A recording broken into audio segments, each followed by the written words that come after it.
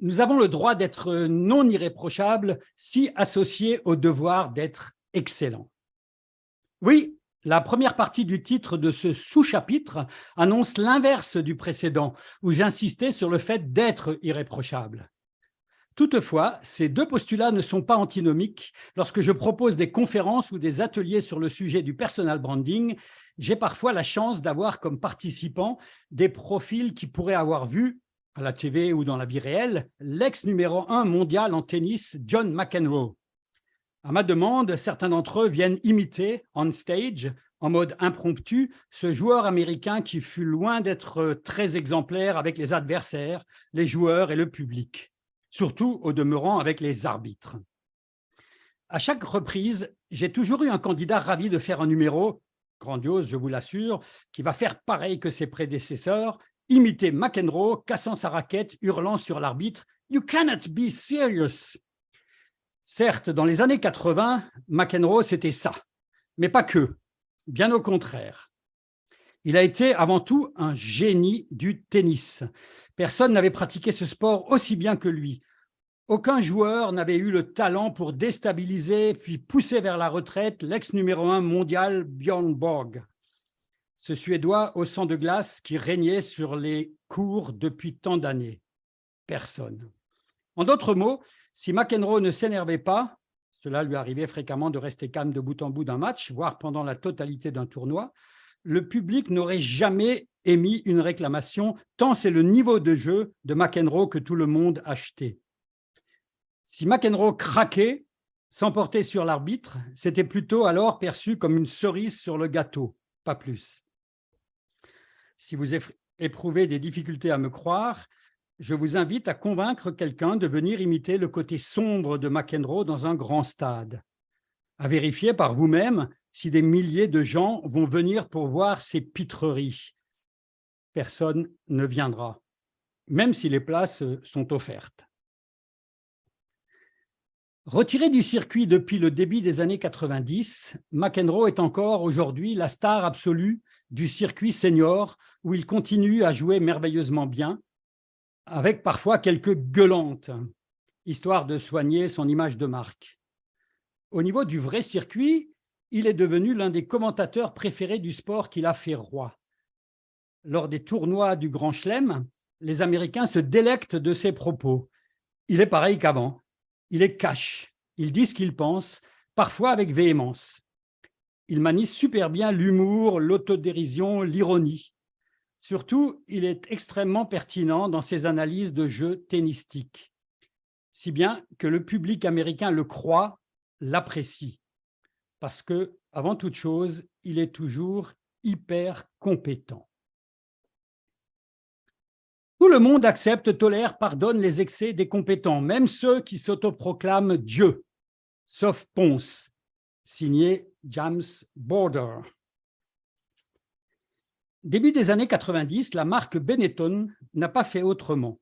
Société de textile restée très locale, peu connue jusque-là en dehors de l'Italie, Benetton a réussi à atteindre une renommée mondiale pour être la seule à avoir, de façon industrielle, tricoté des pulls avec des laines aux couleurs vives.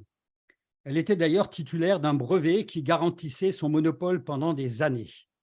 Pourtant, elle n'a jamais communiqué sur cette prouesse technologique, ni sur la législation qui protégeait ses arrières.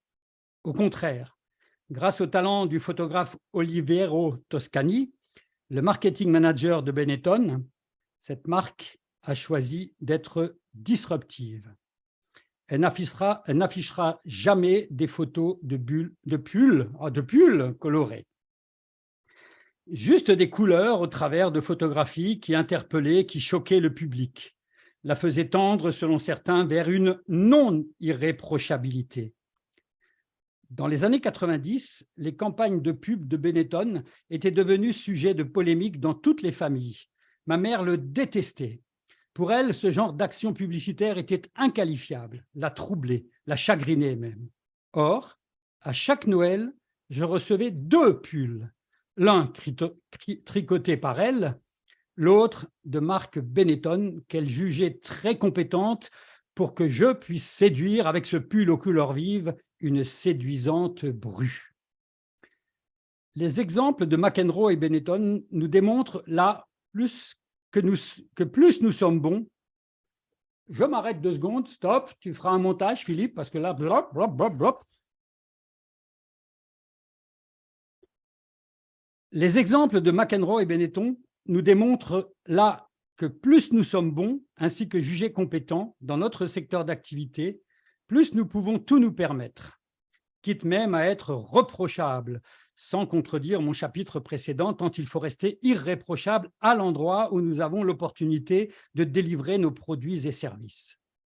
C'est donc tolérer d'oser se faire peur et ou faire peur en étant tout simplement nous-mêmes sans aucun phare. C'est d'ailleurs au quotidien bien plus simple. Tant gérer un profil digital qui ne serait pas nous transformerait en schizophrène tendance lourde. Be McEnroe, I let the racket do the talking. Conseil. Outre le fait de relire le livre d'Oliviero Toscani, La pub est une charogne qui nous sourit, je vous invite à découvrir la société Vidéoflex de Benjamin Tardif. La spécificité de Benjamin est de faire des vidéos d'entreprise qui ne ressemblent jamais à des vidéos d'entreprise. Il vous aidera à mieux comprendre ce que nous savons déjà. Se faire filmer en sortant de sa voiture de société avec fond sonore, musique d'ascenseur, puis saluant les réceptionnistes, animant ensuite une soi-disant vraie réunion stratégique, vous emmènera avec beaucoup de certitude dans le puits sans fond des vidéos de YouTube qui ne sont vues que par maman et ou papa, et ou la charmante belle-mère, et ou tante Ursule, et ou cousin Jackie. Et encore. Benjamin prend le parti de vous rendre confiant, de vous déstresser, de vous faire parler de tout et de rien. Ce qui peut paraître long, car parfois ce processus peut avoir une durée d'1h30. Puis, quand il le sent, il vous filme à un moment où il capte que vous êtes bon, convaincu, convaincant.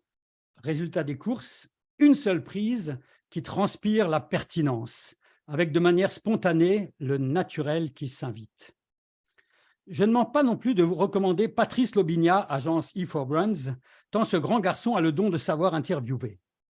Si bien que beaucoup le surnomment le Kerdru du digital, en référence à Michel Drucker, qui n'est pas qu'un retraité sur canapé rouge, mais quelqu'un qui a le don de mettre en valeur et en confiance ses interviewés. J'ai envie également de m'autociter, de vous inviter à lire cet article de blog où je relate les sous-jacents de ma série de 100 vidéos, les recettes commerciales par le tennis et ou l'inverse, dans lesquelles j'avais exploité ce que j'ai appris lors de mes cours de théâtre, d'impro, d'écriture de scénario. Si bien que la plupart du temps, les captations de mes vidéos étaient très souvent le résultat d'une seule prise, ce que le public percevait, appréciait. Qu'aimait-il tant? J'étais perçu comme naturel ainsi que compétent en matière tennistique et connaisseur des meilleures pratiques commerciales. Étais-je super éloquent ou super parfait? Non, loin s'en faut. La preuve avec celle-ci où un furoncle abîmait mon apparence tout en la renforçant, car ce que j'avais à dire était, me semble-t-il, plus important que mon physique du jour. En une phrase, qui pourrait être dite par Tardif ou Lobinia, les vidéos parfaites en matière d'engagement sont les vidéos imparfaites. Il n'y a pas photo, il n'y a pas selfie. De grâce, lâchez-vous, surtout si vous parlez de votre cœur de métier ou de votre compétence. Votre naturel créera le différentiel. À retenir, nous avons tous les droits au niveau de notre image, y compris celui d'assumer nos propos, caractères, physiques, faiblesses, bêtises. Si, et seulement si, en contrepartie, nous acceptons le devoir d'être excellentissime dans notre domaine d'activité, à l'instar de ce qu'était et est toujours John McEnroe.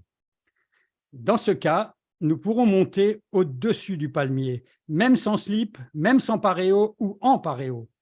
La compétence autorise tout, y compris celle d'être soi-même, y compris de devenir un phare, un référent dans son secteur d'activité, c'est-à-dire une marque totem autour de laquelle le business et celui de notre entreprise s'organisent.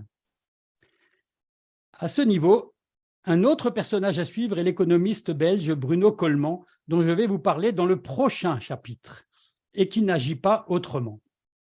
Être pleinement soi-même, même si jamais nous ne le verrons en paréo sur une plage de son plat pays, encore moins au-dessus d'un palmier qui est un arbre rare en Belgique, encore moins en ou sans slip. Cependant, en bien des points, c'est un génie du personal branding. Force est de le reconnaître, il a inventé à lui seul un nouveau droit relatif à cette discipline, celui d'imposer le sujet.